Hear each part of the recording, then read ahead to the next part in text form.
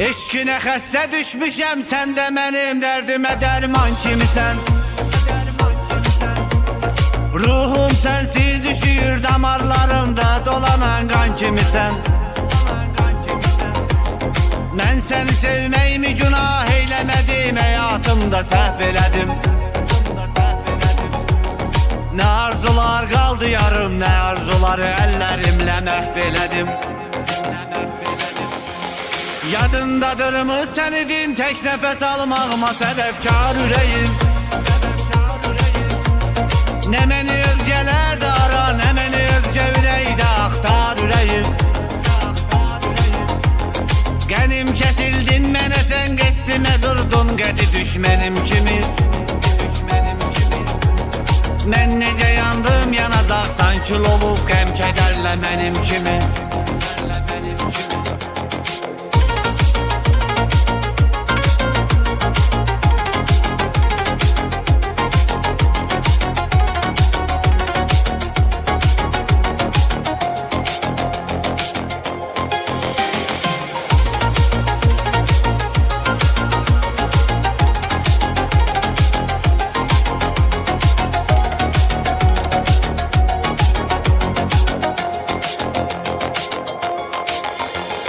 Saysız olup tek geceler sübha kimi sızlamışam, ağlamışam.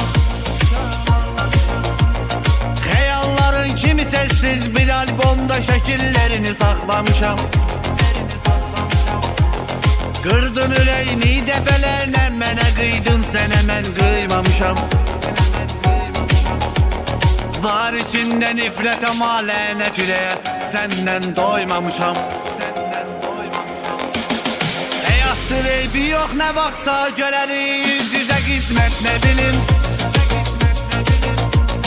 Rastlaştırar uca Allah, ya tesadüf ya da ki fırsat ne bilim. Gözlerindeki kederi, üzüntünü hissedeyim, bakım keçim.